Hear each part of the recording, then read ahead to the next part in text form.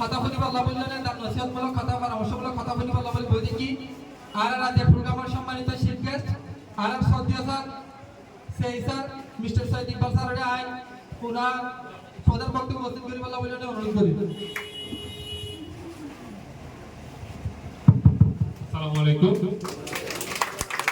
শুরুতে আমি অভিনন্দন জানাচ্ছি আমাদের HBDS 5 বছর করতে হলো নাকি, তো এখানে এটার সাথে যারা জড়িত আছে তাদের সবাইকে ধন্যবাদ এবং কৃতজ্ঞতা। একটা ভালো কাজের সাথে সবাই জড়িত।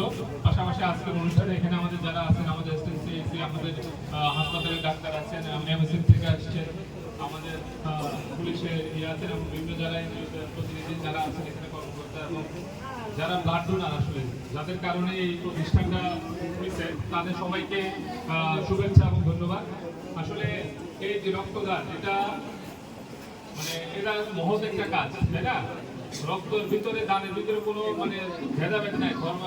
আর যে আমি মুসলমান হিন্দুদের রক্ত দিতে পারবো না বা হিন্দু লোক মুসলমানের কাউকে প্রয়োজন রক্ত দিতে পারবে না, না এ ধরনের কোনো ইয়ে আছে? এ ধরনের কেউ নাই, ঠিক আছে? রক্ত দান প্রয়োজনে আমরা রক্ত দিচ্ছি মানে জীবন বাঁচানোর জন্য। একজন প্রেগনেন্ট মা বাচ্চা হইতে যাচ্ছে, তার অপারেশন করা লাগবে, হ্যাঁ, এখন রক্ত পাওয়া যাচ্ছে না, আমাকে রক্ত দিতেই হবে, তাই না? আবার কিছু কিছু রক্ত আছে যেগুলা সহজেই পাওয়া যায়, কিছু রক্তের গ্রুপ আছে না, কি কি? ও পজিটিভ আর এ পজিটিভ। আর সবচেয়ে রেয়ার কোনটা? Negative sub. হ্যাঁ, নেগেটিভ সাব, নেগেটিভ সবচেয়ে রেয়ার। এখানে কার কার আছে? একজন নেগেটিভ, খালি একজনের নেগেটিভ কার কার আছে? Negative A negative B negative. এখানে কিন্তু অনেক আমি দেখতেছি এখানে শুধু রেজিস্টার ক্যাম্পে নাকি না স্যার, এই যে অন্যান্য ক্যাম্পেরও আছে, তাই না? তাহলে সবাই একটা সুন্দর, সবার ভিতরে একটা মনে হয় কি আছে, সুসম্পর্ক আছে। এটা কিন্তু কোনো লাভজনক ইয়ে না। রক্ত দিয়ে কেউ কি টাকা নেয়? না স্যার, হ্যাঁ, না স্যার। তার মানে এই সংগঠনের জন্য কোনো লাভ নাই। সবাই নিজের তাগিদে ইয়া দিচ্ছে, কারো স্বভাবের উদ্দেশ্যে, হ্যাঁ না, অনেকে ভালো ভালো কাজের উদ্দেশ্যে, মানুষের জীবন বাঁচানোর জন্য। যুদ্ধক্ষেত্রে কিন্তু একটা নিয়ম আছে, যদি কোনো কেউ যদি গুলি খেয়ে আহত হয় তাহলে আর মারা যায় না। আমি জানি না, ওই যে এখানে আমাদের পুলিশের ডিভিশনের লোক আছে নাকি, বলেন তো? হ্যাঁ, তো তারও কিন্তু ইয়ে করতে হয়, তার মানে কি যদি একটা জীবন বাঁচাইতে হয়। এখানে কিন্তু আপনারা এই কাজটা করতেছেন, যারা এখানে কি আছে এই ইয়াটা করতেছেন। হ্যাঁ, তো আমাদের এখানে MSF এর ডাক্তার আছেন, আমাদের অনেক সময় রাতের বেলা আমাদেরকে যাইতে হয়, তাই না? কিন্তু আমরা এই যাওয়ার জন্য কাউকে বাধা দিই না। এখানে যে যারা রোহিঙ্গা এখানে যারা আছে সবাই যে এখানেই রক্ত দেয় এমন না, অনেক বাংলাদেশে যে রক্ত দেওয়া হয় না, দেওয়া হয়। তার মানে কি রক্ত দানের কোনো ভেদাভেদ নাই। তো আমরা এই জন্য সবাইকে ধন্যবাদ জানাচ্ছি। রক্তটা যাতে আপনারা যারা দেন তারা যাতে সবাই সচেতন থাকে। পাশাপাশি আরেকটা জিনিস, আমরা চাই না এই গ্রুপে যারা রক্ত দিচ্ছে তারা যাতে অন্য কোনো খারাপ কাজের সাথে যুক্ত না থাকে। হ্যাঁ, অনেকে মদ গাঁজা খায়, হ্যাঁ, এই ধরনের লোকজন যাতে জড়িত না হয় সংগঠনের সাথে, ঠিক আছে? কারণ রক্ত দিচ্ছে জীবন বাঁচানোর জন্য, কিন্তু আপনি নিজে জানেন কিনা আমার রক্ত ঠিক আছে কিনা। এই জন্য আমরা জানি না, হাসপাতাল থেকে তো অবশ্যই রক্ত প্রতিবারকে দেওয়ার আগে টেস্ট করে না কোনো রোগ আছে কিনা। হ্যাঁ, অবশ্যই, কারণ রোগ থাকলে তো রক্ত দেওয়া যাবে না।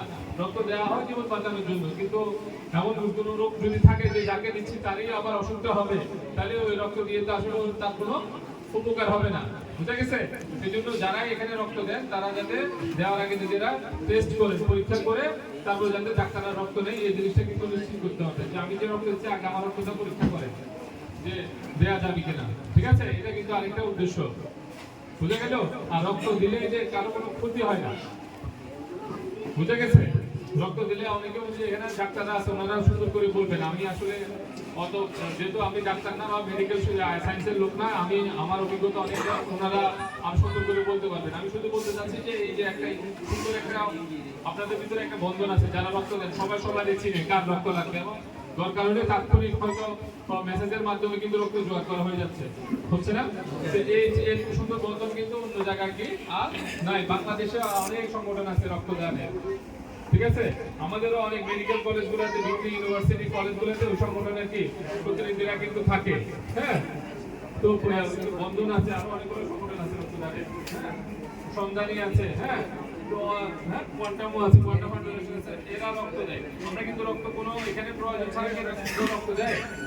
প্রয়োজন ছাড়া কিন্তু এখানে রক্ত দেয় না বা রক্তদানের কোনো ব্লাড কালেকশন, এখানে অনেকে বলছে যে রক্ত সংগ্রহ করার কোনো ক্যাম্পেইন কিন্তু এখানে চলে না।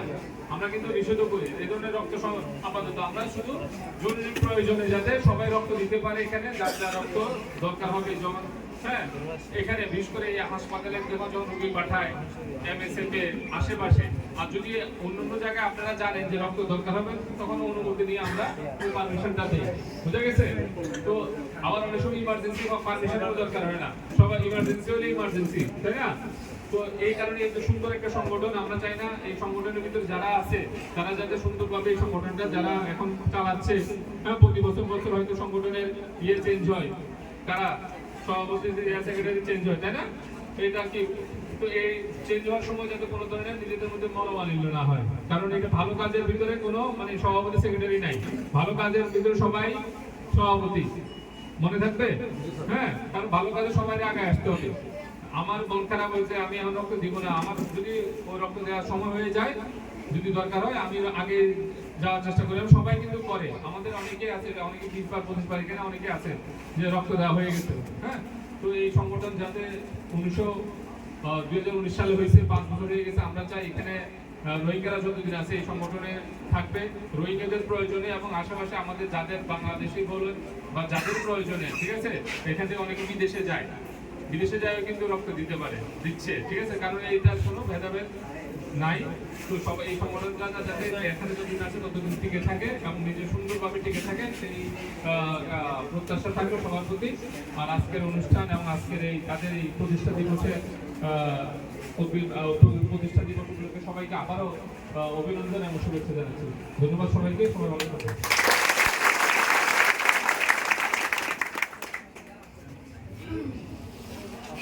ধন্যবাদ।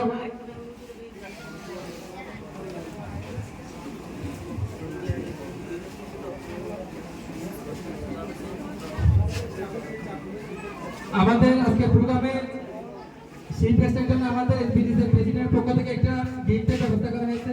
আমি স্যারকে গিফটটা তুলে দেওয়ার জন্য বিনীত অনুরোধ করব।